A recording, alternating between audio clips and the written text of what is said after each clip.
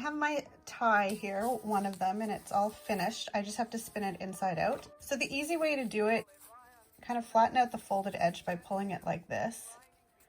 This is just a quilter's pencil. It's not sharpened. So basically what you do is you just sandwich just the top layer over top of the pencil or whatever you're using, and kind of slide it down there while holding it at the top and on the bottom. And once you have it, you're going to just slowly pull and kind of push the pencil down. So you can see the material is going all around the edges. And then you keep doing that until you have a pretty good grip on it. And then basically you just push the pencil as you're pushing the material.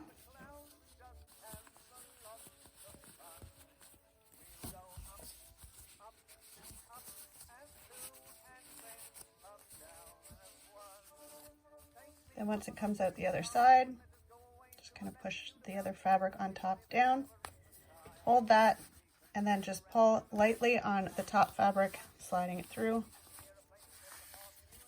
till it all turns inside out.